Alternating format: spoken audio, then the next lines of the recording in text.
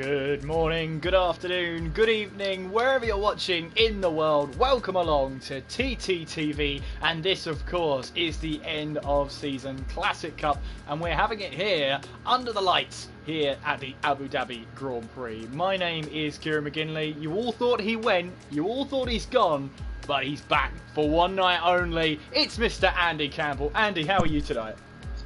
I'm very well. I'm pulling my own Felipe Massa. I'm back after retiring the week previous. I'll explain that for anyone wondering. The chat got me a bit confused with what was said, because you'd mentioned the Challenge Cup, which is a 100% race. Mays had mentioned that's next season. I thought that meant we weren't doing something this season for a Classic or Challenge Cup, so I thought last week was my last one. But it still felt right to say bye last week, because that was a proper league race. This, obviously, it's still competitive, but it's a wee bit more laid back, and we get to see some V8s. We do, absolutely, and the choices the drivers had today were the 2009 Brawn GP 001, or any of the 2010 classic cars, which include the Ferrari, the McLaren and the Red Bull. And to be honest with you, a lot of people say they love the 2012 season. It's easy to see why. You know, so many different winners in the first, handful of races. In fact, heading towards the halfway point, there was a different winner every race, including one win for one Pastor Maldonado, his one and only win in that car. But to me, the 2010 season will always be one of my favourite seasons ever. And guess why? The championship leader didn't lead the championship until after the checkered flag of the last race, and that is when it matters. That's how close it was. That in itself, I believe there were, I think it was either 4 or 5 drivers. I'm signing with 4 drivers. No, it was 5 drivers, because you had Button. It was 5. It was 5 Button, drivers. Hamilton, Vettel, Webber and Alonso. But Hamilton was an outside shot. He was 5th at the start of that race. He had to win and hope there was retirements. Button, he was a slight outside shot. It was mainly between Alonso and Webber, with Vettel needing a bit of luck, and he got it in the form of Vitaly Petrov. He did indeed, and they loved their Renaults back then. They surely did then. And fair play to Vitaly Petrov, because he said, well, that's racing. And he's absolutely right. He had the right to defend. He didn't have to let them go through. And that proved that. So that was the 2010 season. Will always be heralded as my favourite season ever. But you also had the 2009 season. Now, the Brawn GP 001, the BGP 001, has quite a history, doesn't it, Andy? It rose from the ashes of the old Honda chassis when Honda basically pulled out of the sport altogether. It left quite a gap. Nobody really knew what was going to happen, whether there was going to be another team swooping in, whether the entry would be gone altogether.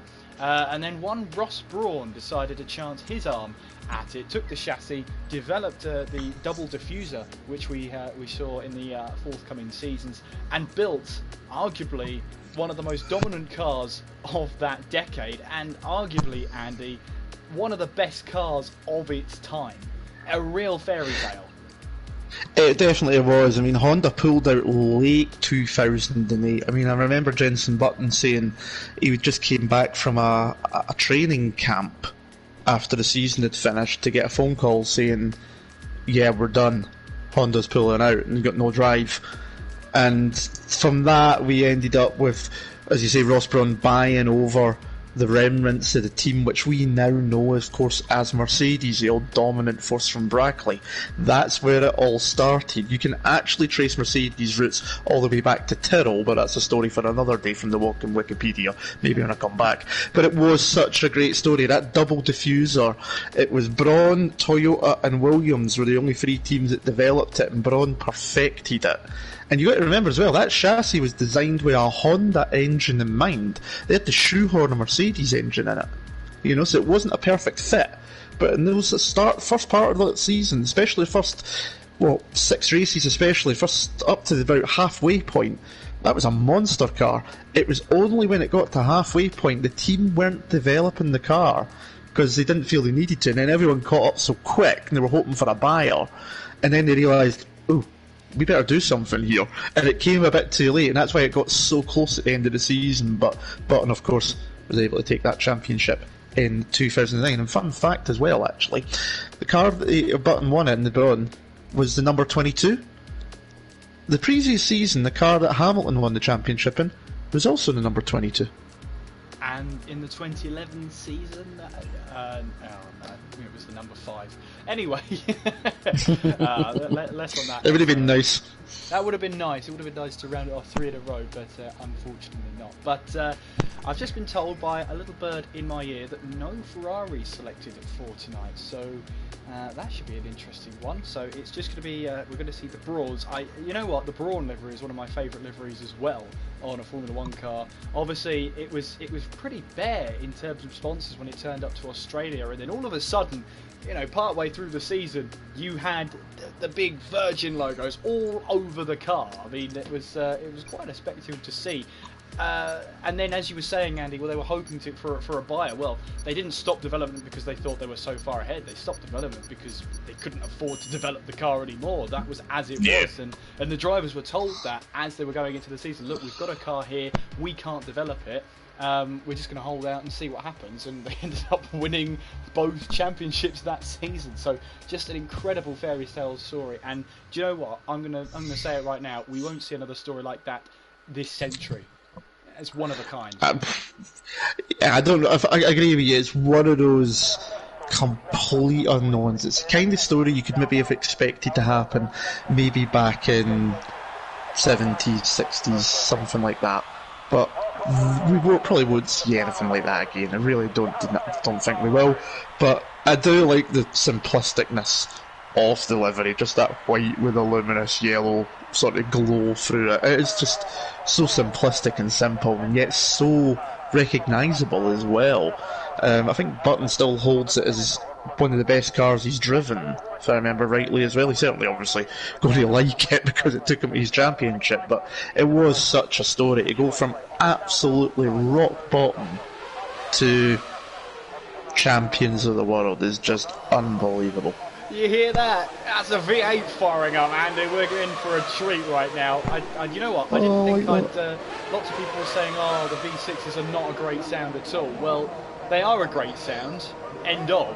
But we're just about to come back to the V8s, and the great thing is you've got one Mercedes-powered car, you've got one Renault-powered car, and the other is also a Mercedes-powered car. So I was about to correct you there, and I thought I'd let you figure that one out yourself. I figured it out as I was saying it, but never mind. That's not the point. The point is we've got some great-looking cars out on the track. There is Lighty bringing the Brawn BGP 001s out onto the track. You've also got the 2010 McLaren MP4-25 and of course the 2010 RBR Red Bull 6 or whatever you want to call it. The great thing about this, Andy, is that the tyre choices that the drivers have available tonight are dry and wet.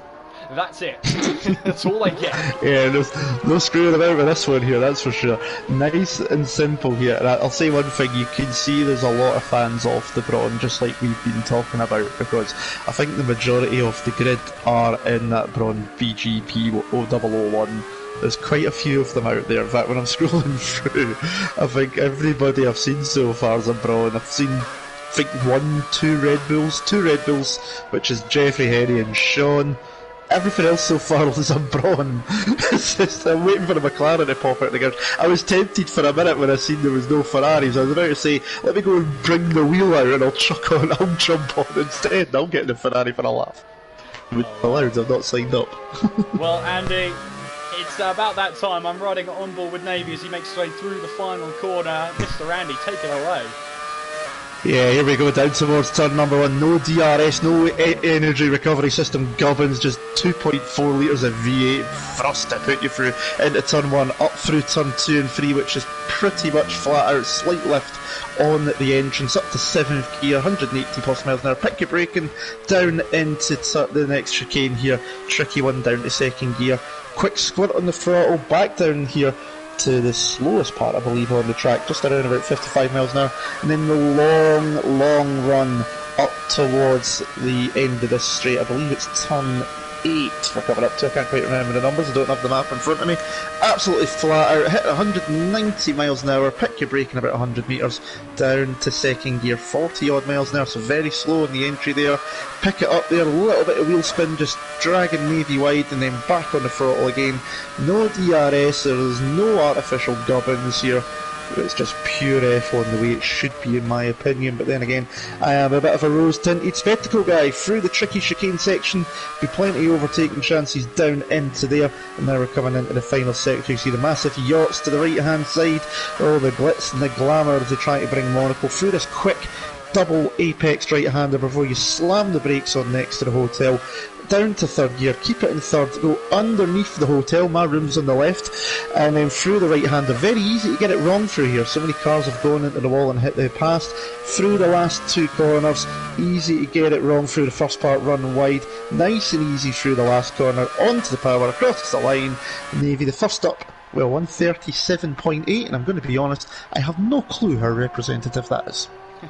Well, it looked pretty good, didn't it, from Navy? We've seen Navy as quite of a qualifying specialist. Grabbed a couple of pole positions last season. We'll be looking to go into this season with fresh ideas of trying to get a chance of a championship. Of course, we had the premiere video, the shorter 10-minute video, just under 10 minutes, of the driver reveals for next season. So one name that is on that list is, of course, well, actually, I think all of the drivers here are on that list, and we'll see how they get on next season. But let us know what your reaction is to getting into the team, or if you're maybe of your choice.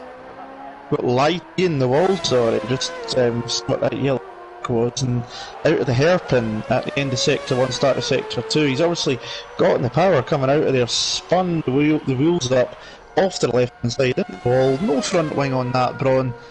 Doesn't look as good without the front wing, I've got to be honest. No, be careful, IT. These are classic cars. You've just delicate.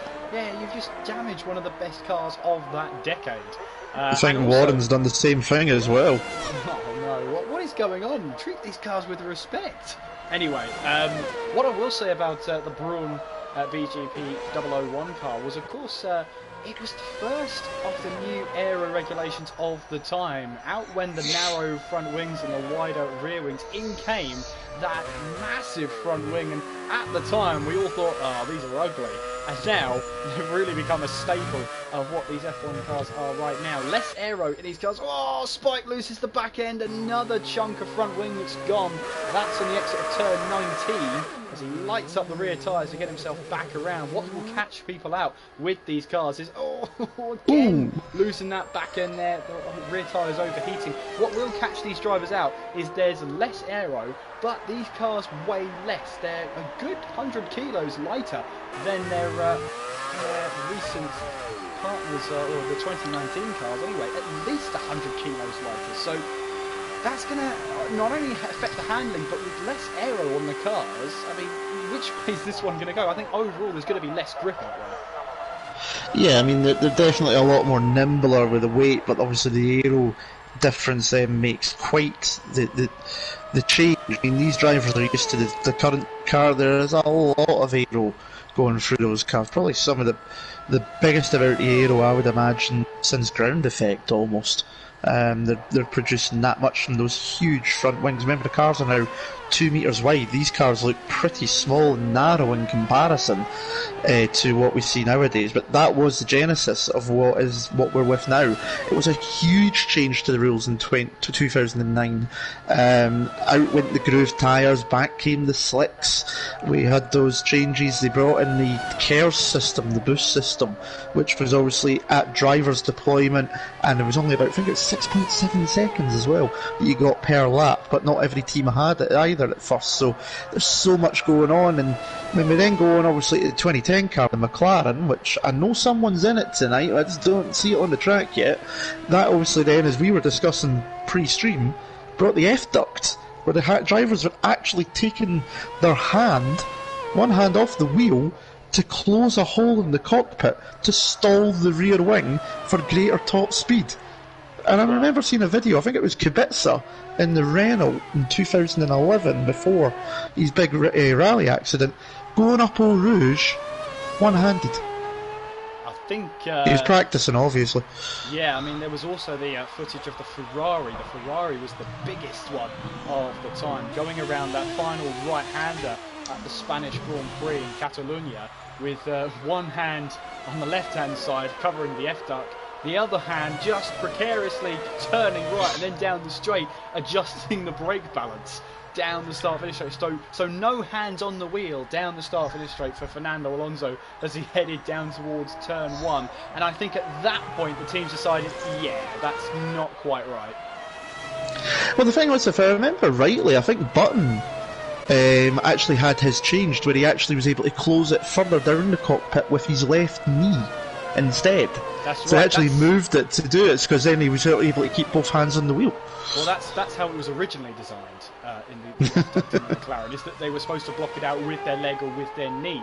It was the other teams who tried to find inventive ways of trying to get more surface area coverage, and mainly because that you can keep your hands under control, but with your legs, you get thrown around with the G-force in the cockpit. So lots of innovative ways, quote unquote, to try and really master the F-duct. But by 2012, it had pretty much been outlawed. A gentleman's agreement decided that the F-duct just wasn't worth it. Stroll then goes fastest in the Brawn GP car, 137.5. That's just 0.3 faster than Navy in the same machinery. We've got Spike in 3rd place in the Brawn car. Sean is in the Red Bull. He's the highest of that car in 4th place. Jeffrey Henney is also in the Red Bull in 5th place. The Gort then in the Brawn car in 6th. Mays yet to join the circuit. You've got Regular George, who's in the McLaren.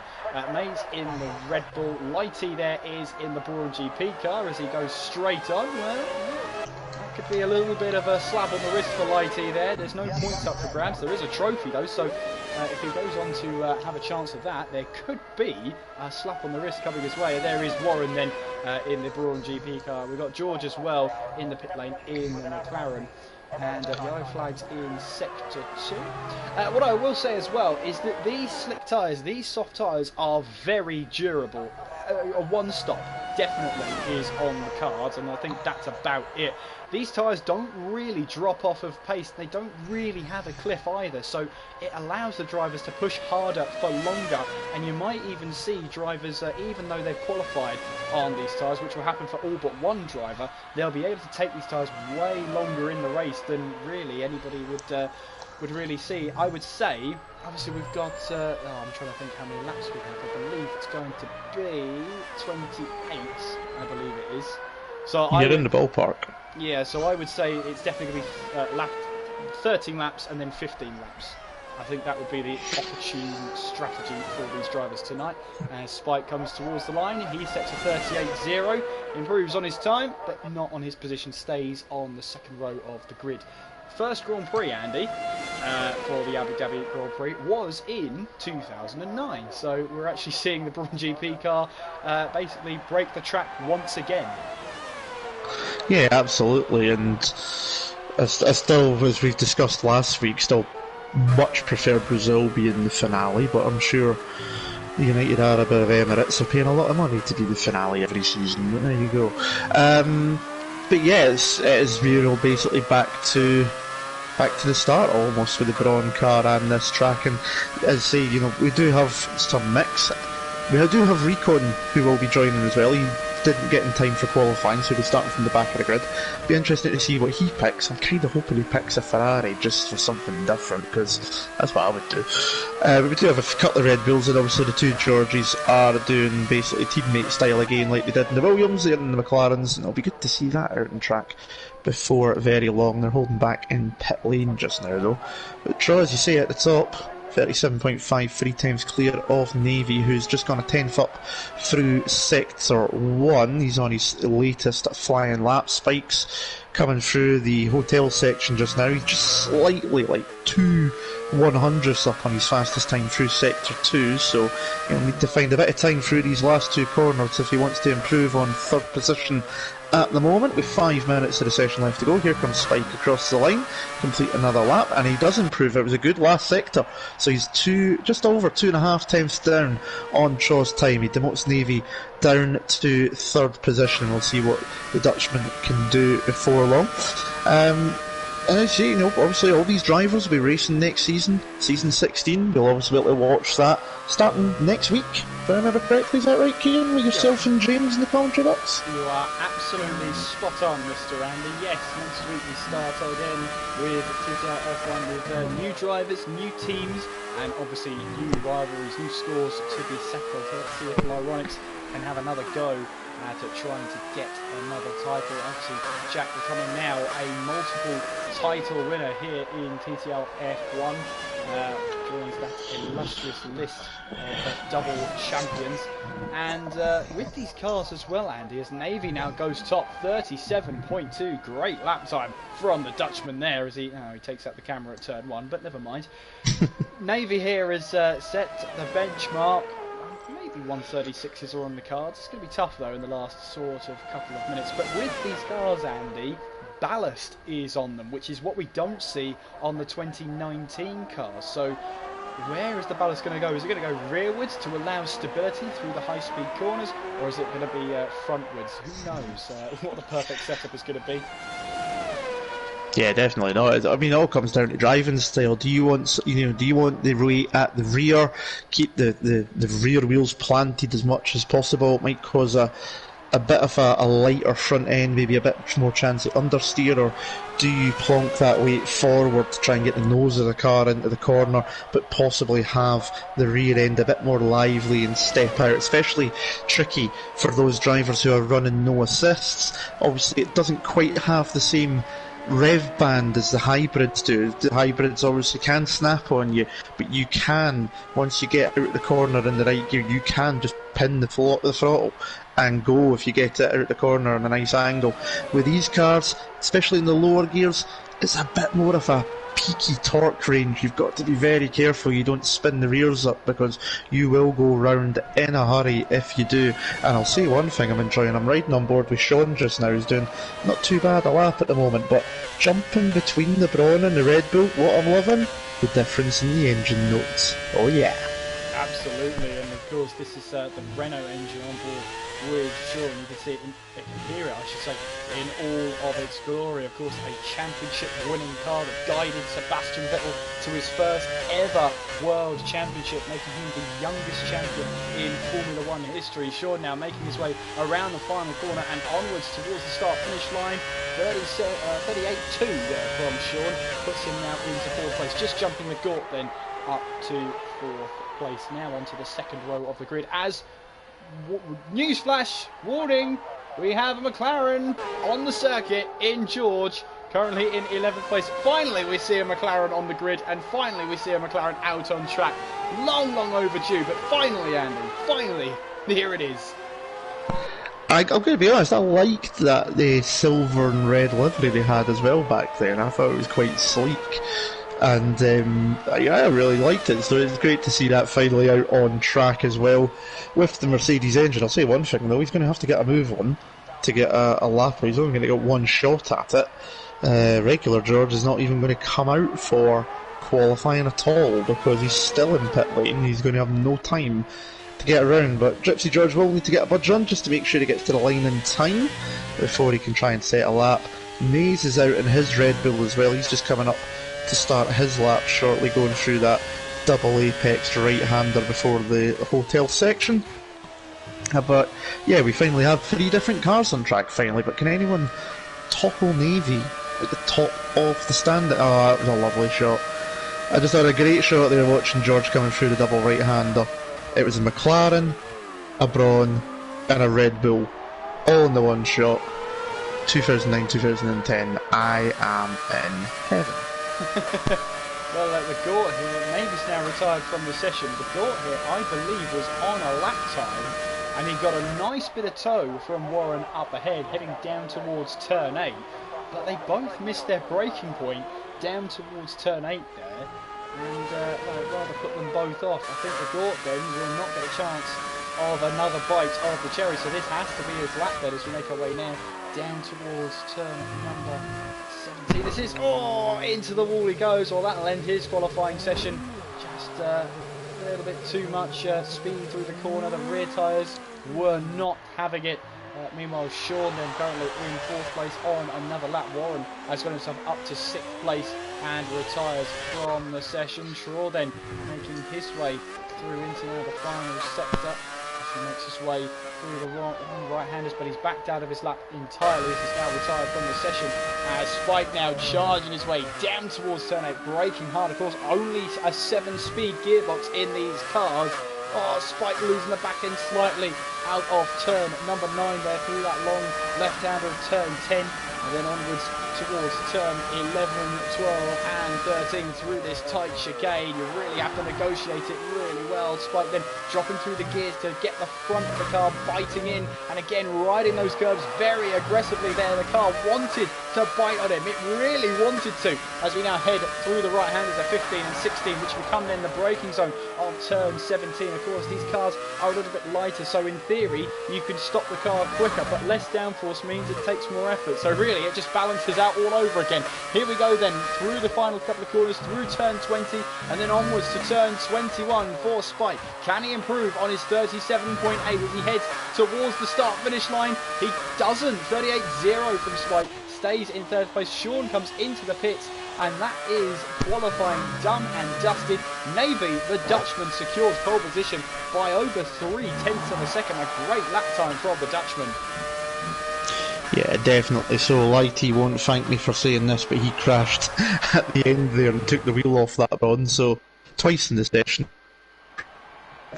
We might need to have war with the German, but great lap time from Navy, a 37.2, 3 times clear of Traw in 2nd, Spike in 3rd. It's a Braun 1, 2, 3. They're the only drivers in the 137s. Sean in 4th on a 38.2 in the Red Bull. Mays up to 5th with his one and only lap time at the end there.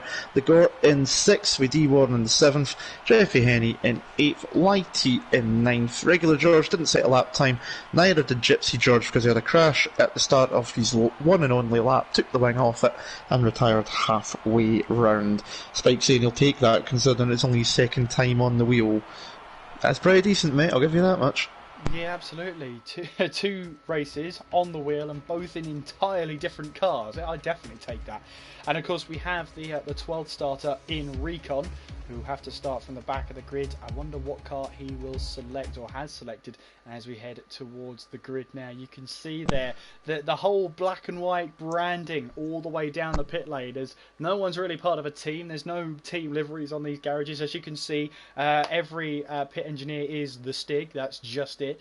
But we now head into the race, moments away then from the formation lap. And Andy, let's have some really good battles out here. These cars are pretty much on par for the course. They're pretty much at the same pace level. The Braun might just have the slight advantage, but who do you see taking the win here? Who do you think can win the Classic Cup? Ooh, well, Navy's looking good, obviously, with the pole position 3 times clear, but these cars can easily snap on you, so anybody's capable. I would imagine we'll probably see the victor out of the front 3. Recon is a dark horse coming from the back of the grid, and I'd like to think he's in a Ferrari, considering that he is driving for him next season as well. So maybe he's contractually obligated, I do not know. Although you look and see, he's going to let me down, isn't he? He's not. He's in a 2003 Williams, which is the wrong car. Well, that car's quick in a straight line, I think what's going to happen is, because he's not in the right car, in the cars that were selected, I think he'll be disqualified from the final results. I think he'll be allowed to race, but he will be excluded from the race. That's my thinking, because that car is a monster in a straight line. That's so unfortunate for Recon there. It's probably one of those things where he went in, didn't realise that he had to change his car. Of course, you can't lock to certain cars, you have to choose a C1 car. So we've got a car wayward there, and Recon actually waits for the Braun GP car to turn around. I think Recon here... Warren. Yeah, that is Warren. But I think Recon here, although he's in the wrong car, I think he's going to stay out of it. You saw him there, let the Braun GP car go through. I don't think he's got any intention of racing, in all honesty. And, yeah, not really sure what to make of that one, but I think he will be excluded from the final results. Can I say one thing, though? If you're on board with him just now, when he goes down the straight here. Oh, that V10's awesome. I think the BMW it's a BMW V10. I'm sure that was putting out around about 900 plus as well. at that time too. It was an absolute beast. Well, Williams was a pretty good car. It just wasn't quite on par with the dominant Ferraris at the time. Also the F2002, the F2003 and so on, that took Schumacher to 5 titles in a row. But it is a phenomenal sound. Yeah, well, what you have to remember is that 2003 Williams, of course, held the record for the fastest average speed on a qualifying lap in history until Kimi Raikkonen came along to beat that and hit that in 2018 in his Ferrari. So it stood for 15 years, that record. So incredible stuff. But as we are now lining up onto the grid, then Navy really is in pole position to try and take this one. Only 3 manufacturers in this one: Brawn, McLaren and Red Bull. And of course Recon, who I believe will be excluded from the final standings as he now heads towards the line. He didn't get the memo, did he? But anyway, Navy riding on board with him as we have 28 laps here of the Classic Cup. Whoever gets to the checkered flag first will be on the honours list as a Classic Cup winner. But we are now moments away as we now go through the start sequence. It is 5 red lights. We're underway, and what are the starts like? Well, Warren's got a jump start and he's got a drive through, but it's an incredible start there from Sean. Not a great start from Truro whatsoever as we make our way in towards turn 1. He bogged down off the start. You have to keep the revs really high in these cars in order to get a good start. Navy swoops around the outside, rides across the curbs there, goes a bit of cross country as it's 3 wide, is it? No, in towards turn number, I believe that's turn number 5 there, through 6 and 7. As you see there's yellow flags behind, and there is contact. There's a McLaren and a Red Bull around. That's Henny and regular George. Warren, I think, got caught up in that one as well. Whether or not he had to slow down or not, remember there is no DRS whatsoever. So here comes the Gort then, passing Mays down the back straight, down towards turn number 8. And look at that, braking hard then, down here he goes. And that is the Williams trying a move up the inside, but no, he backs out of it. And again, I just think that he's just going to see how this race develops. He knows he's not going to be counted at the end of this one, but Mays here will have to do some defending from George there, who's got a great start as well, considering he didn't set a time in that qualifying session. But there is that was Spike trying to go up the inside there. He didn't get a great start either from the line, as Warren has now left the session entirely. So hopefully he'll be able to rejoin back if he does so want to. But yeah, a little bit of a hectic first lap there. But at the moment, yeah, Spike into 7th place, and that could be a move. Yes, it is a move on George as he gets it a little bit wrong through that tight section at turn 17. But maybe here already a second ahead as Warren has joined back in. So obviously it will be a ghost car for now. However, he'll be able to get back in and back onto the track. But as we head on to the second lap of the race, then it is Navy who leads. Sean is in 2nd, Truro 3rd with the Gort in 4th, Mays 5th, Spike in 6th, George in 7th, and Recon 8th. Great starts from both of them, although Recon will be excluded from the results tonight. Righty in 9th, Hetty in 10th, George in 11th, and Warren currently in the pit lane in 12th place. Yeah, so the yellow flag was regular George just missed braking through the chicane, bumped into the back of Jeffrey Henny, spun the Red Bull round. I think, as you say, Warren got a bit caught up in that as well. AI's made pit. I would love to have live radio for Mays, who obviously, everybody knows Mays obviously does quite a lot of running. I would love to have live radio if Rico and everyone's flying past him later on. Like, daft. I'd just love to hear the live reaction from him if he's unaware of what's going on, because as you say, in a straight line that thing is flying. Obviously it goes up to nearly 19,000 RPM and it's easily doing upwards of nearly 200 miles an hour, whereas most of these V8 cars, the 2.4 litre V8s, are doing about 180 to 190 at the top end without a slipstream. So the BMW engine in the pick of that Williams has got about 10 miles an hour advantage down the straights, and we've got 2 very long straights as well. You would like to think that obviously where Recon will struggle is through the corners, because obviously 4 grooves on the tyres, so that takes less contact patch away, makes it a bit more trickier to get the car into the corner, but it is an absolute bullet down the straight, and as you say, unfortunately he'll probably be disqualified from there. But maybe he didn't get the memo, maybe he did it a little cheeky bit on purpose because he just wants to have some fun. I'd like to think he's just not got the memo and not realistic. Maybe he just forgot to actually change the car. It's very easy to do. However, lap number 3, no DRS, no ERS, not even any KERS yet in these cars. I mean, they were trialled in 2009, but have not been implemented. Of course, the McLaren and I believe the Ferrari had the KERS system, but most other cars on the grid did not. And even if they did, the weight disadvantage that you had, I mean, the car was 80 kilos heavier. And back then, 80 kilos was a lot. You couldn't afford to have that on the car. So some teams decided not to use it. The gentleman's agreement came in 2010. So that's why none of these cars do have the KERS system. The Brawn, I believe, did not have the KERS system anyway on the car until later on in the season when they did trial it. And then it was brought back in 2011. Meanwhile, Spike then on the back of Mays as we make our way now down towards turn 11. Spike on the outside there. Has to try and keep it in check, which he does, and Spike then moves up to 5th place in that Brawn car. Mays down to 6th place, and he has got Recon behind him, but I think Recon's playing this smart at the moment. He's just enjoying driving that car. He's not getting involved in any battles, not getting himself caught up in anything. Smart decision, I think.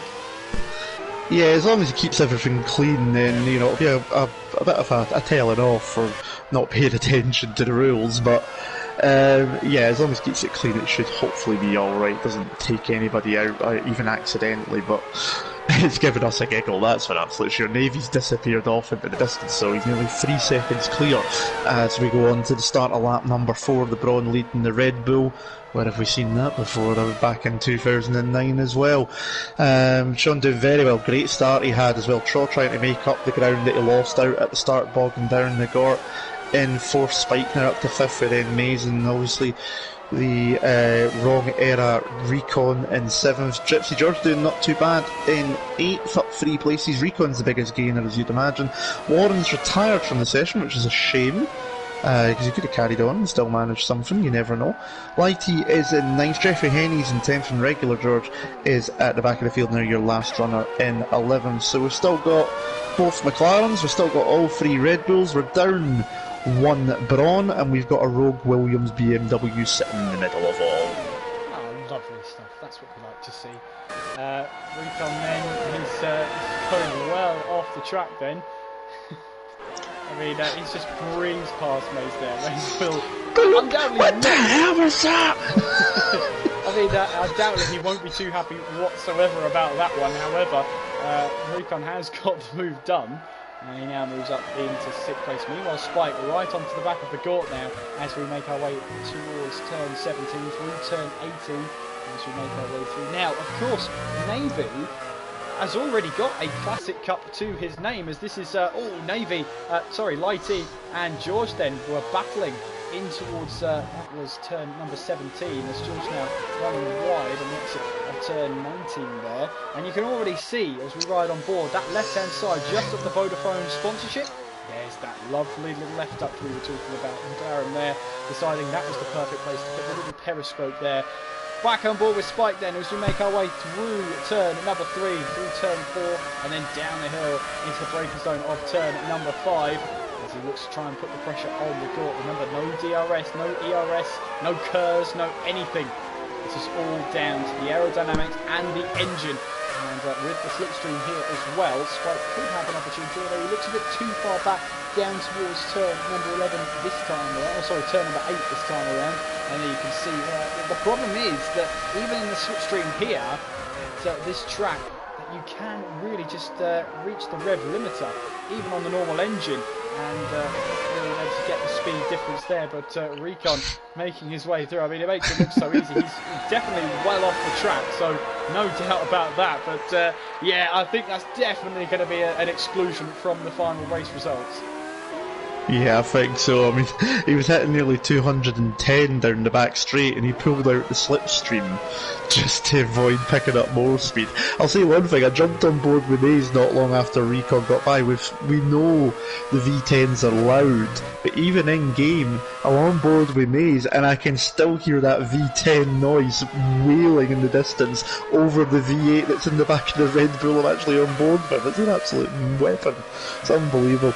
Obviously, if you want to see plenty of technological gubbins that are a part of a car, on Tuesday night we've got another Classic Cup for the end of the F2 season. It's the 1992 Williams FW14B, probably the most technologically advanced car that has ever been seen in F1. ABS, traction control, stability control, active suspension, you name it, this car had it. It was one of the reasons why everything got banned afterwards, as Recon nearly took off and led into the sky there as he jumped over the curb and coming through that fast downhill section. Spike sticking with him very well indeed. He's going to get a good run here, but just watch, if you're on, I'm on board with Spike, look at that Williams, just pulls away like it's nothing. It's just unbelievable. It's always like an unfair match, isn't it? It's like putting down the straights, it's Manchester City versus your local pub team. It's just not working. Spike there, almost into the back of the court then as you make our way in towards the chicane. The thing is though, that some of these drivers will have complaints about Recon, not just because he's not in the right car, but also he could be interfering with some battles here, especially if he catches the cars in the wrong place. He's trying to cut his way through the field. He will of course be excluded from the final results wherever he finishes. But yeah, I think there'll be a couple of drivers that are a little bit annoyed with Recon there. Yeah, just a little bit indeed, because it was clearly stated that it was these cars, the Ferrari 2010 McLaren, 2010 Red Bull and the 2009 Brawn. I think they're classed as C3 in the game. So it was put as being that, but yeah, I'm hoping that, obviously, we know Rico's a good driver, as long as his internet connection holds up anyway.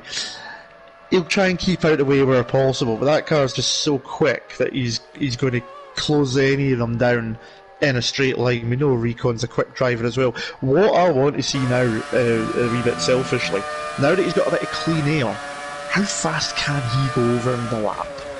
You know, I want to see just what lap time this thing is capable around here in the hands of a driver we know is one of the quickest drivers on the grid. So this will be a fun one to see. But I'll tell you what, the Gort and Spike are keeping close tabs on him in the Brawn, but when we come to the straight, it just disappears like a speck of dust into the distance, just fires up the road. Absolutely, here is Spike making his way now down towards turn 8, and not quite in the gear a little bit too early there, and the back end just wanted to snap at him. But he managed to gather it all up, but he's lost a lot of time on the board there. Lap number 7, and there is your race leader, Navy, in the Brawn car, 5.1 ahead of Sean. There he is as he comes into your picture. Of course, he's won the Classic Cup before, as Spike picks himself up a 3-second time penalty, so he'll be wanting to add another trophy to his name, and he's going the right way about it right now. I mean, I know you're not going to be with us next season, Andy, which is so unfortunate, and so I do want to say, what do you think about Navy? I mean, he's got one Classic Cup already. He looks set to try and take another, as he's just set the fastest lap of the race at 39.8. How would you rank his chances next season? I think he's got a very good chance next season. Indeed, he's shown some fantastic pace through the season. We know he's a very quick driver indeed as well, so I think he's got a great chance. Where was it he ended up again? I can't remember. Who signed him for next season? I can't remember. You got the list in front of you? Because I don't. No, I don't, unfortunately. But either way, so I can't find out. Yeah, no, that's why I don't use the laptop, because it's a potato. But wherever he is, he's got a very good chance, obviously. He's a very quick driver. Race victory last season. Could have had a couple more as well. I still remember him coming through the field at Hungary for second. In the end, as Spike leaves it to the last moment possible to pull out of the slipstream on the Gort. He was basically nearly human centipede of cars there, which we'll not even go into that movie, that's for sure. He finally gets that move done on the Gort. Been trying that one for a few laps, and he's back up into 5th position. But Navy's got a fantastic chance next season of doing very well. It'll be, you know, if we can get all the drivers running like we know they can. We've got some great drivers in this league, not just TTG drivers, even other drivers that are part of other esports teams and anything like that as well. Can you imagine everybody on their day? We've got Spike in there, who we know is very good with the tyres. We've got Navy, who we're seeing showing some great speed here. Jack, we know, is lightning quick. Recon's lightning quick when his internet's working. We've got so many drivers in here that next season could be, we say at the start of every season, But next season could be an absolute classic. Season 15 was phenomenal. We've seen some brilliant races throughout the year. I mean, Brazil there last week was a good race in some aspects. Mexico was brilliant with me and James. Hungary was amazing. Obviously, we mentioned the Navy coming through the field. That is George. And he's in the wall as well. I just caught the end of that too. Henny's waiting for him there. So yeah, looks a little bit tough going into turn. I think that was turn 19 there. But, yeah, damage for both of them, I'd imagine. Yeah, they're both coming into the pit, so this will be an early stop for both of them. Not what they wanted. Henny gets a 5-second stop though for speeding in the pit lane. Yeah, I think that might go to the stewards. Obviously, and Henny's actually retired from the session altogether, whereas George has stayed in it, on go a fresh set of tyres. You don't know, he might be able to get those tyres to the end of the race. You don't really know. These tyres are very durable. Yeah, they're called durable for a reason. Well, he's not going to do it now. He's just retired as well, so only 9 runners left. I'm actually just going to mention something I noticed going into the league chat. Recon actually sent a message asking which car he needed to be in, and he never got a response, so he's obviously picked one thinking this is what I must need to be in, because I think that Williams is classed actually in the same class as these cars. So obviously he could have looked up the chat, he would have seen everything, but obviously last minute trying to work it out and get everything in order, he's not got the answer, and he's made a decision based on that. So I'll give him a bit of the benefit of the doubt on it. It gave us a chuckle at least, but yeah, we're down to 9 drivers now. Obviously, some people, we've seen it in the chat, someone mentioning, no Alan Kay. Yeah, Alan has started a new job, which is fantastic for him, but obviously they shifted a bit up here, so he wasn't able to get home in time, and obviously you would have noticed from the driver announcement video that he is not there for next season either. He's taking a wee bit of time out, so he'll hopefully be back very soon, but obviously, like me, the reason I'm disappearing, real life has to come first sometimes, as much as we enjoy what we do, and his new job needs to take precedent, and hopefully it's going really well for him. I'm sure he's tuning in if he's got home in time. If not, I'm sure he'll be watching this back, and you know, even if I'm not here, Alan, we would love to see you back here very, very soon, my friend. Yeah, absolutely. Echoing Andy's words there. Lap number 10, Navy still leading by 6.3 seconds here ahead of Sean, and Traw is still trying to close down Sean then as we head our way down towards turn 8 now.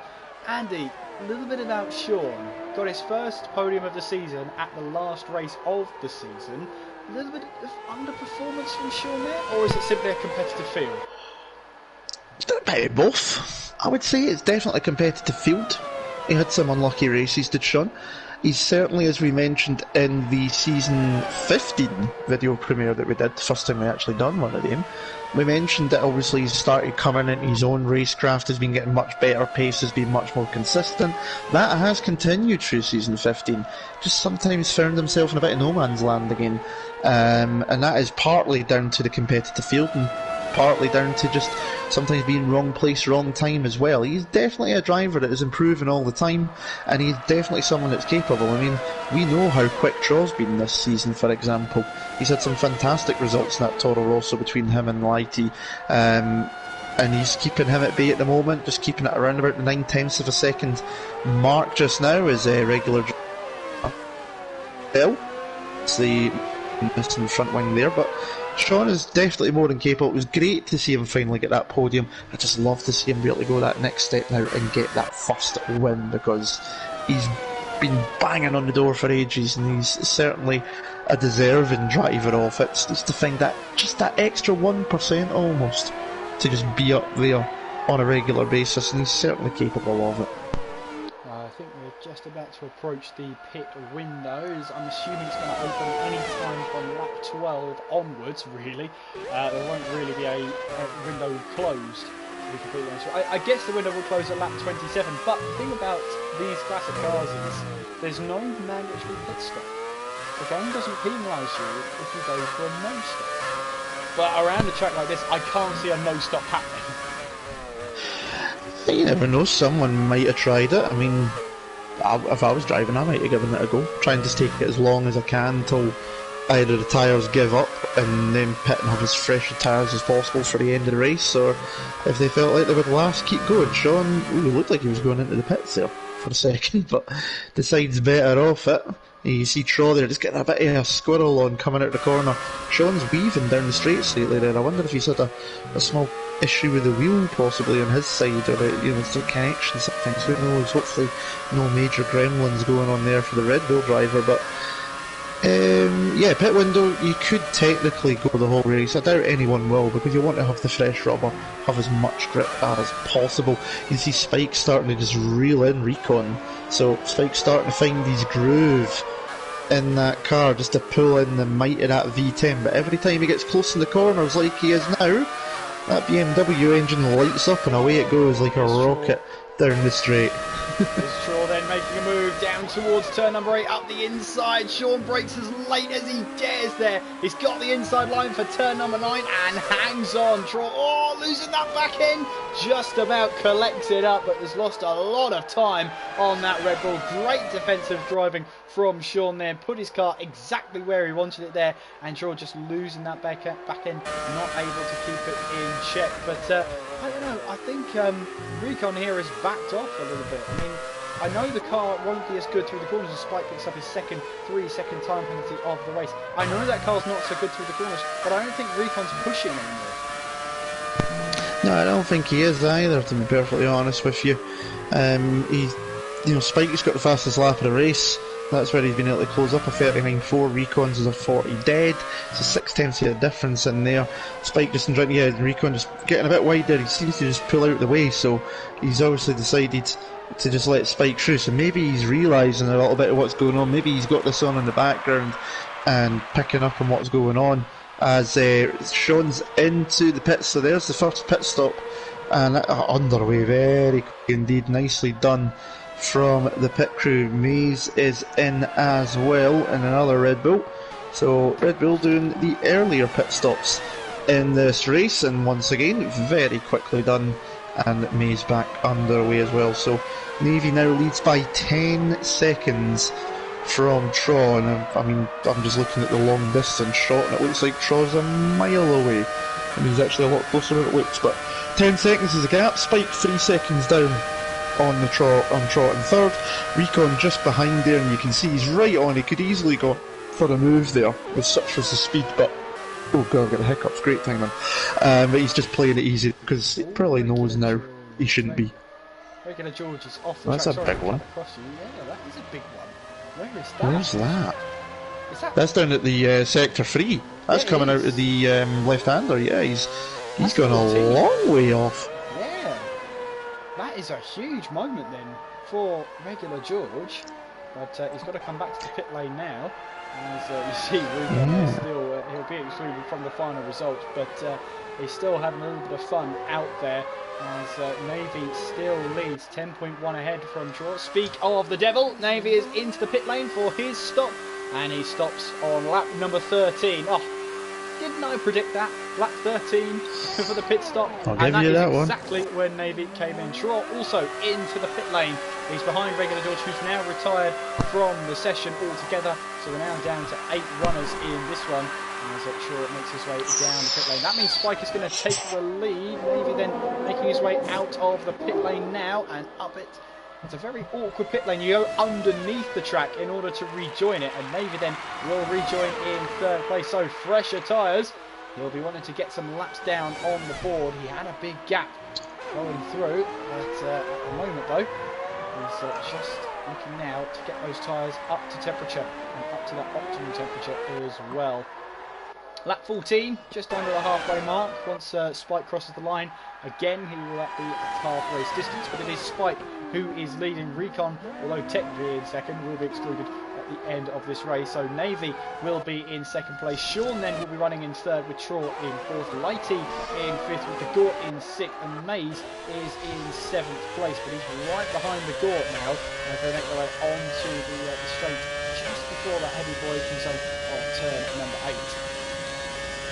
Yeah, definitely so, and we mentioned the regular George, he's obviously came out of that turn 14, lit the rears up, and the car's gone a slide, and so went that far off the track. He could have ended up in Qatar if he had carried on any further. And then looking into the chat, I nearly chuckled too much there on the mic. Conti, like father, like son. Ouch. Wow. That's a big call from Compton. He was not driving tonight. That's brutal. That is brutal.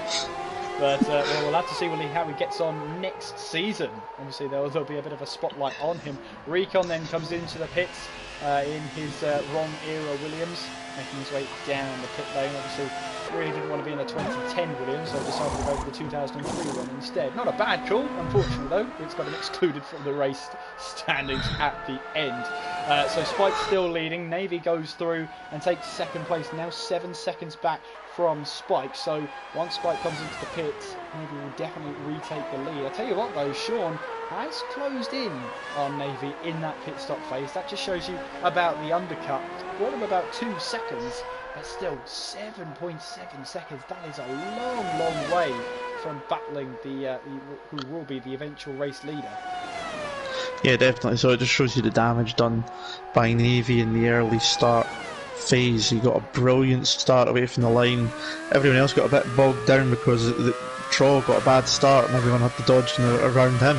So, you know, he's built up the lead from there as here comes the GOT. Speaking of the GOT, he's about to go by on Lighty, who just couldn't get the power down coming out off the hairpin at the bottom end of the track.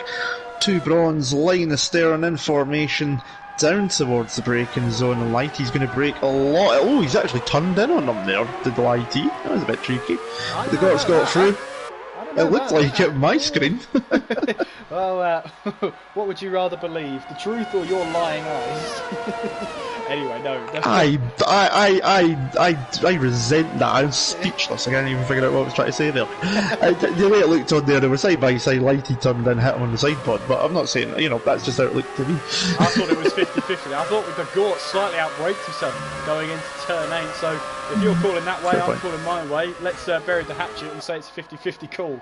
But yeah, what do you think, Dave, in the chat there? Both of them actually getting a little bit wayward through turn 17 there, as they make their way now in towards 19 and onwards towards turn 20. In any case, neither of them have damage, so that's the bright side for both of them. But Maze is now right on their tails in the Red Bull as he makes his way now down towards the start-finish line in the slipstream, heading down towards turn 1. Lap 16, we're yet to see Spike in the pit lane, and as the looks of it, it's only him and Lighty that are yet to stop in this race. I wonder, Andy, if there may be a zero stop. I was just going to say the same thing, because we know Spike's usually pretty good on the tyres. And I was just going to say, the fact that he stayed out a number of laps now, 2 or 3 laps longer than anyone else, is he maybe going to try and take it to the end of the race? The gap's stabilised a little bit now since Navy's came out of pit lane at around 7 seconds. And I just wonder, in that early phase, did Spike just, being behind some cars, did he just save himself a bit of tyre life, for later on in the race? And I'm just wondering, I mean, if anyone's going to pull it off in the field, I would imagine Spike would probably be my favourite one to do it, to be perfectly honest with you. He is very good with tyre life, so, you know, it's capable. He's up to 7.5 seconds now. He's gained half a second during that lap somewhere. Fastest lap of the race set as well. We got a yellow flag, which is Lighty off. Yeah, he spun that one coming out of the left-hander, but it looks at damage as well, because I've seen another bit of front wing, and he's done another spin. That just shows you, see, like, he was in 3rd gear there. It just shows you the torque range, how peaky it is in these V8 cars. 3rd gear, he puts the foot down, and the car goes round again. But I'll need to have words with our German friend, because he's destroyed that car multiple times tonight. It's a priceless artefact. Come on! No, you're absolutely right. Priceless. And unfortunately, it's lost many, many front wings. Recon then has now... I'll send them the bill. It's going to be a lot. 3-second penalty then for Recon, as Spike still leads the way with 12 laps to go. 11 and a bit if you're picky, with Navy in 2nd place, 7.3 seconds behind. You know what? I think Spike is going to go for that zero stop. He's thinking now, why not? I think, to be honest with you, it's a bit late to go for the stop now and get a brand new set of tyres, as Lighty now pulls to the side of the pit lane and retires the car, so no more involvement from him in this race. So we're now down to 7 drivers.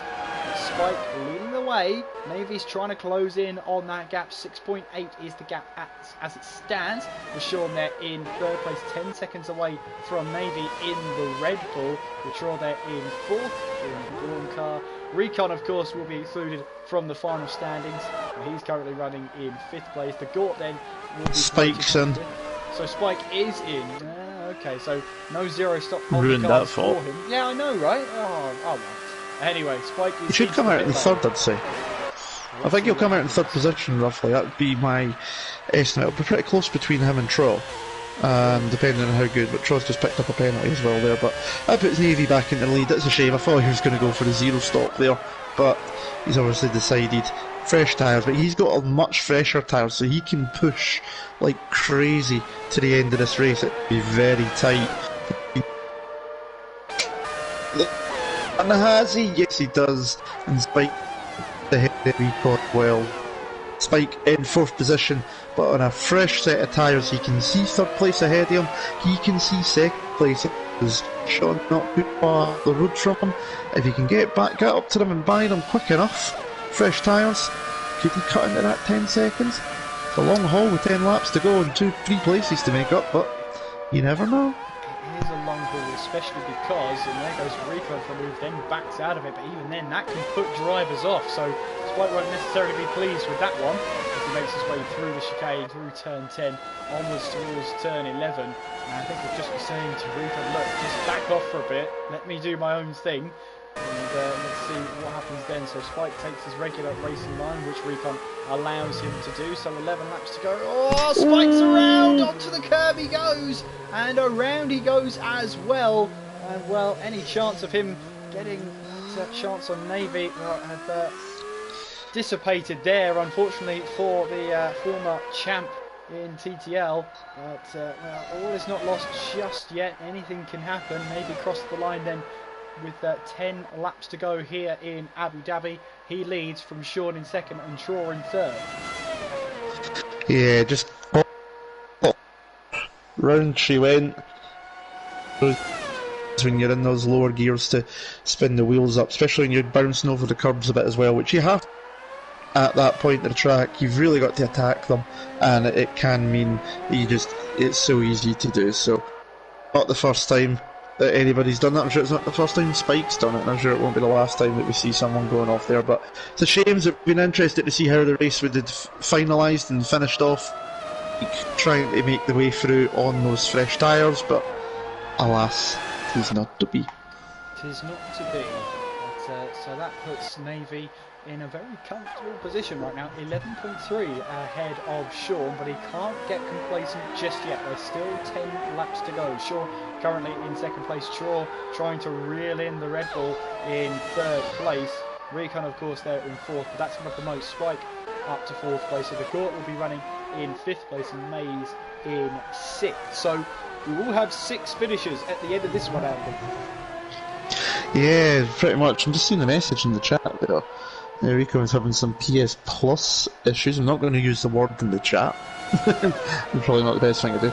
He couldn't join with the account he would have wanted or something. I really think he is running his TTG account, which is what he's supposed to do. So obviously something going on. That's why he ended up in the Williams. I'm sure we'll hear about it afterwards in the chat, and we'll figure out what's going on. But you know what? From a pure nostalgic, historical lover of the sport, it's another fantastic car to look at, so, just from that point of view, I don't really care. Yeah, fair enough. It's the wrong car, unfortunately, but yeah, you're right, it is a nice car to look at. Draw still trying to reel in that gap to Sean ahead of him as he makes his way through that long turn 3 towards turn 4 and then into the focus zone of turn 5. Recon brings himself up another 3-second time penalty. If he was racing, he'd be worried about that, but he's not, so it won't bother him too much about that one. But yeah, I mean, the Spike spin there, moment of what could have been. I think it was going to be a tough order and a tough task to catch him at that rate anyway, considering that Sean was already 10 seconds back. I mean, it was at least 16 seconds he would have had to make up in 11 laps. And with these tyres, obviously, they wear away.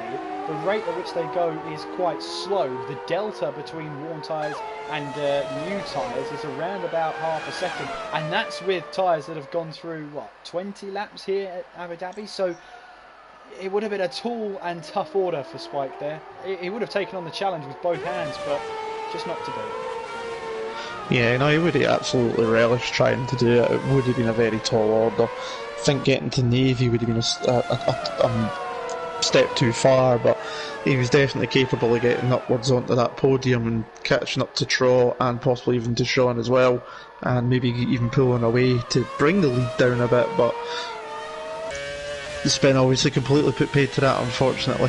And that one, Sean's doing a really nice job. That start that he got jumping Troll, who got bogged down, and getting up into second very early has made his sort of race and being able to stick around that podium position. So he's looking comfortable just now. He's looking pretty good. The gap stabilised around about 2 seconds as Spike goes for a 38.0 in his Brawn on those fresher tyres as he tries to make up the time he lost due to the spin. But yeah, I mean, it's been an interesting race. It's a shame we've had a small field and we've lost, well, about half of them roughly. But it's still a nice way to end what has been a really good season for TTL F1 season 15. You can see some of these classic cars that, for some people, was, you know, because we do have quite a lot of younger viewers and drivers, of course. For some people, this would have been maybe one of their earliest F1 seasons that they watched, maybe. You know, we do have some, you know, I think D. Warren, for example, I think he's only about 13, for example. So, you know, go back 13 years, you're only talking around about 2007, 2008, roughly, give or take. So this could have been the season that he maybe started watching if he was watching from such a young age. So for some people, these are the cars they remember first of all, whereas it's me, it's the car I'm driving on Tuesday night, that 1992 Williams FW14B. Everyone's got their favourites, but it's a great way to end the season, seeing classic cars. Yeah, everyone has their favourite, everyone has their first, and as you say, Andy, they're probably in amongst these fields. The drivers are getting younger and younger every day. I'm getting older and older, and I hate being reminded, but there you go. Well, lap 22 here in Abu Dhabi, 7 laps to go. Troy got that gap down now to 1.3 seconds as he now makes his way up the hill through turn 2. What's safe to say is then that the Red Bull is quick through the corners, that's no surprise. The Brawn then is quicker on the straight, so, well, at a technical circuit like Abu Dhabi, you need a bit of both. Yeah, we know the Red Bull's good. Adrian Newey designed car, they're always very good technically. The Renault wasn't the most powerful engine around that time. It was seen as being the Mercedes or the Ferrari engine. Excuse me, at that time. Renault had a decent engine, but it wasn't quite up there in terms of full outright power. None of them were certainly capable of that BMW in the back of Recon, but that's a different story. But the Red Bull was an absolute monster in the corners, especially the later the season went on, with aerodynamic upgrades, and then taking on the double diffuser stacking as well at the back, and it just completely transformed the car. And then in later years, obviously 2010, as you mentioned earlier, made Sebastian Vettel the FIFA champion.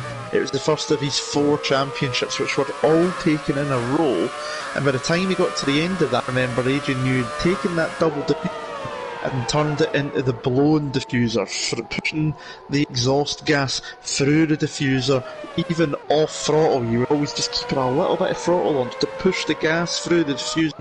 Suited Vettel's style so well, and especially I think it was 2013 especially, it was just so dominant in that season. I think he won 13 races that year or something, so it just shows you how the technology advances.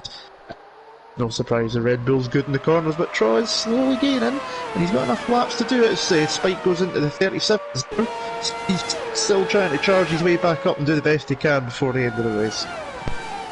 Absolutely, and Troy doing his best there to reel in the time, reel in the gaps, as he now makes his way towards that hairpin of turn number 7 onwards now towards turn 8. Got a little bit of a distant slipstream, a little bit of a distant toe. And, well, he could do it.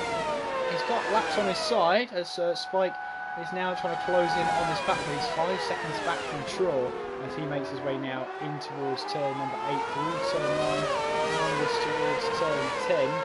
It's not an easy track to overtake at Abu Dhabi. It's got plenty of straights, plenty of braking points, but you've got to really find that opportunity and find that perfect moment to make the move stick. Riding aboard with Troll then as he now makes his way through that second chicane on now towards turn number 14. Then through that 15-16 braking zone of turn 17, comes up very, very quickly. As you see here, you're almost having to brake and turn at one point, which is very, very easy to lock up at that point.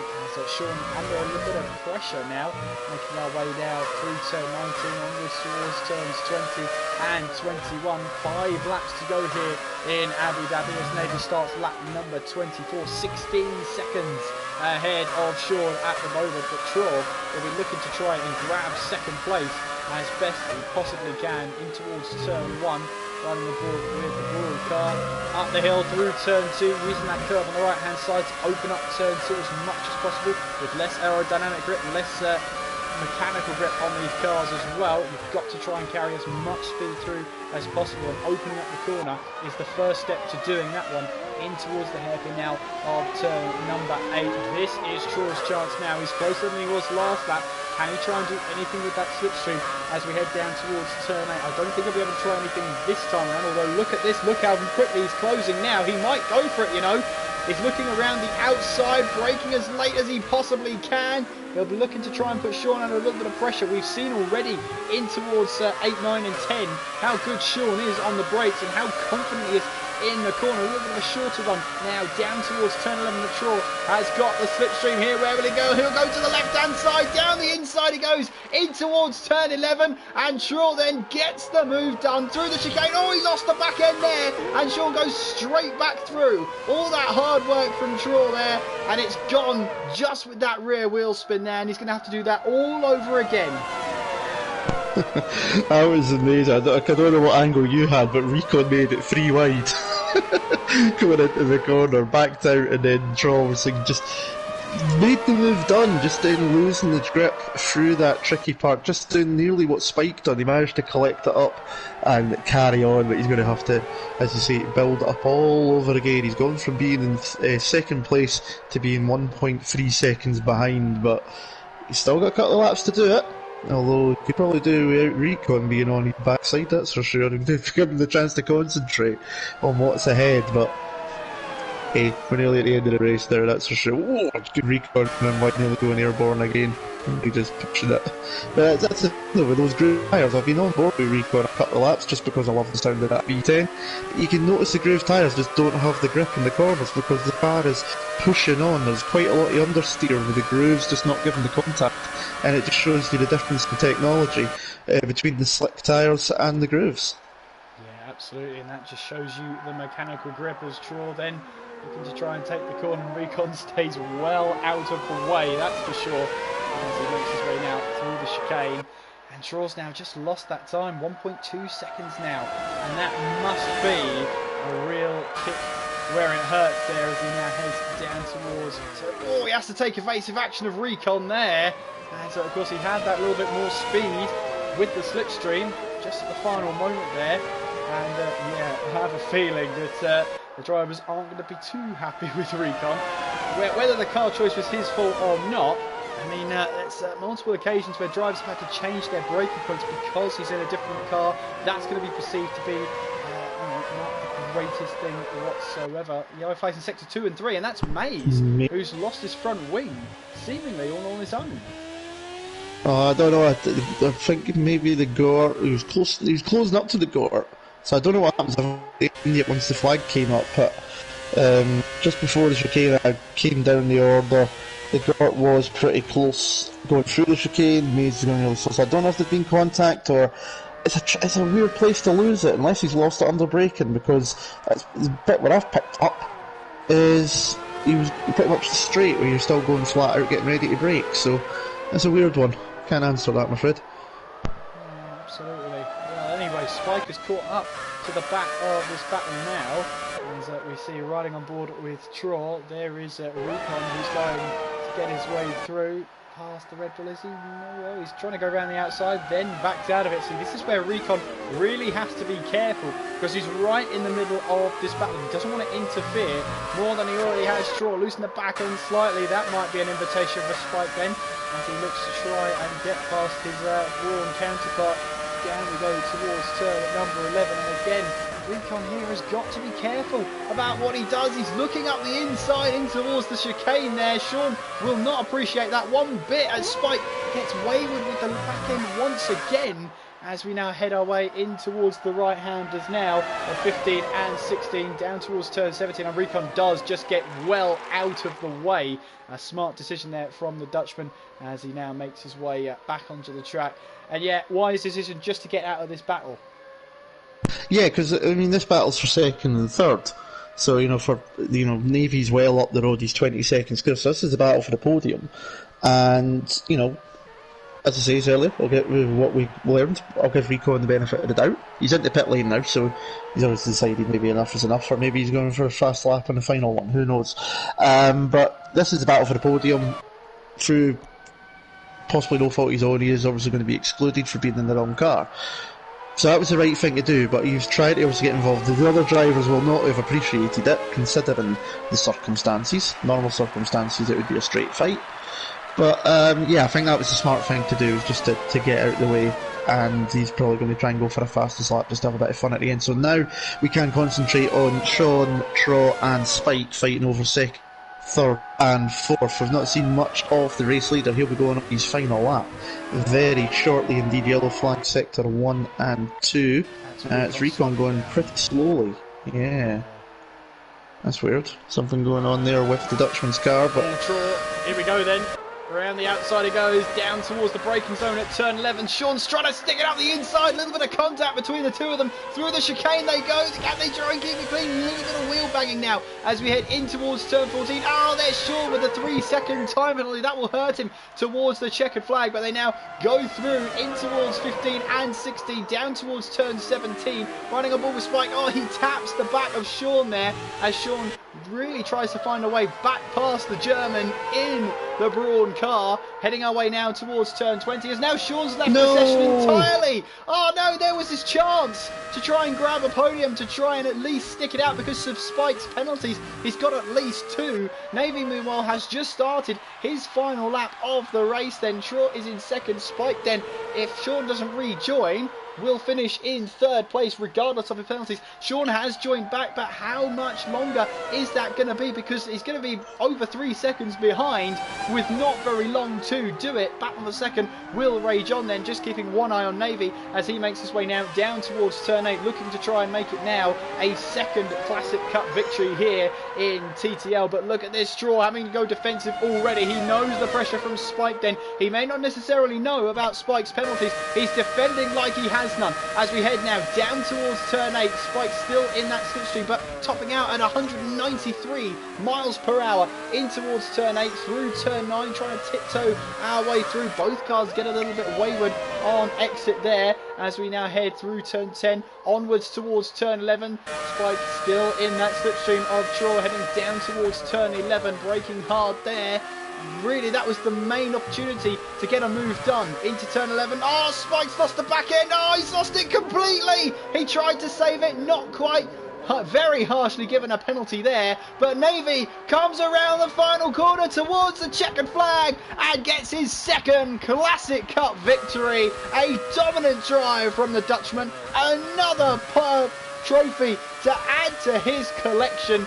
And what a start he will have to season number 16 with a victory like that. That'll give him all the momentum there. Draw then the German comes across the line in second place and takes that second place away. And while Sean has rejoined, he's lost around the final corner, but he's able to hold on. And even with his internet woes, he's able to grab third place away from Spike, who lost it just coming around turn 14. That seemed to be a bugbear for him for the entire night. The Gort then will come around the final corner. He will cross the line in 5th place.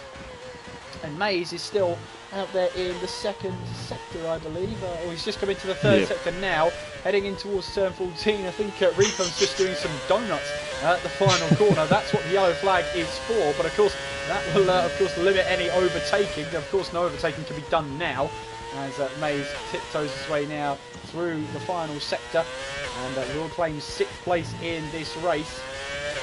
Looking now to go towards the final 2 corners of turns 20 and then through turn 21. I think he might have maybe a slight bit of front wing damage, but he makes his way around the final corner and he'll treat us to a donut. Or not, as he crashes out of the race entirely. Well, our race winner and therefore Classic Cup winner, Navy from the Netherlands in the Brawn. Yeah, fireworks in the sky. The Dutchman was on fire tonight. Pole position, 3 times clear of anyone else. Got a great start, pulled away very quickly into the lead and just stayed there for pretty much the entirety of the race. The only time he was headed at the front was when he made his pit stop, where he didn't have the lead for about 4 laps roughly. But brilliant performance, his second Classic Cup victory, and he'll be looking to take that into the season opener for season 16 next week. Yes, we do get underway before the Christmas time as well, but that's just all what you want, because then that means you just have plenty of great action to watch on a Thursday night. But your results then are Navy wins from Tron second, Sean getting the final podium despite the connection issues at the end, because Spike had 9 seconds worth of penalties in his second race on the wheel. The Gort in 5th, I mean no penalties as well for Gort. Mays in 6th, I think he was trying to do donuts, didn't mean to do that. He had no penalties either, so he was 6th. Recon 7th in the Williams V10 Screamer.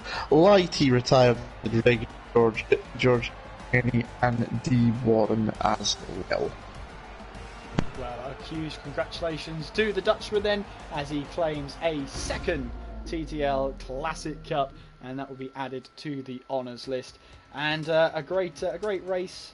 Well, Recon may have been in the wrong car, and that might have taken the sting out of his tail. However, a great performance from Navy. He is the Classic Cup winner, and that brings an end to season 15 proceedings, and that means the end of the reign for now for one Mr. Andy Campbell.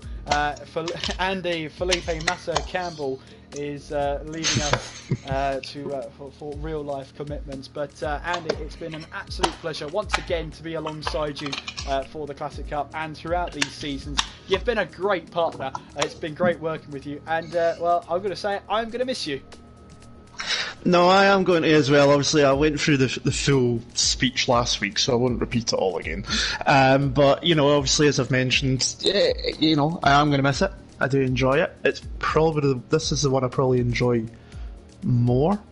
Even though I do top tier AOR, I do enjoy that, but this one I feel a bit more relaxed on sometimes, so I seem to enjoy this a wee bit more fun. I don't know, maybe that's just me, but soon I will return at some point. It's just a case of when.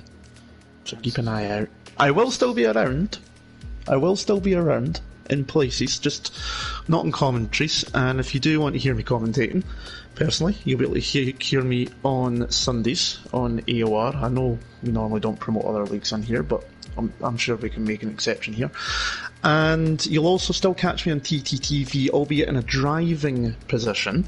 I am still going to be driving on, it'll be Project Cars 2 on Saturday nights. Obviously the TTP Cars League has merged with Competitive Racing Club, so that is back to Saturdays, GT3s, and I have signed up to do that on Saturdays. So James will be commentating on one of the tiers there, and you can still see me, albeit racing around, and all going well. I will be in my blue and white Porsche 911 for that. That's what I'm hoping for. Who wouldn't want to tune into that one? And if you want to hear me, well, I'll be here for your Tuesday nights here on TTTV with one Mr. James Head. Yep, that's right, the one season wonder of F2, the one season partnership of F2. We're bringing it to F1. So make sure you don't miss that. Make sure you subscribe to the channel down below. Make sure you follow the league on Twitter as well. It's at TTL_F1. You can also follow me on Twitter if you really want to, at KS McGinley. And you can also follow Mr. Andy Campbell. Andy, I've forgotten your tag, so you're going to have to say it. It's not on the screen. Yeah. Yeah, I've disappeared because I'm like, I want to play some basketball. It is Andy81287. And, well, Andy, this is your second Felipe Massa retirement, so I guess this means you get to round off again. Yes, and let's see if we can get the ending right this time, shall we? Right, then. So, thank you very much for tuning in. I hope you enjoyed this evening's proceedings. I will be back sometime soon. But in the meantime, subscribe to the channel. Tune in next week. It's a Classic Cup on Tuesday. Cup event for TTP cars on Monday night as well. And obviously the start of a new season. Season 16 TTL F1 next Thursday with Kieran and James. But for now, I've been Andy Campbell. And I've been Kieran McGinley. Take care of yourself, and I will see you again soon. Ta-ra.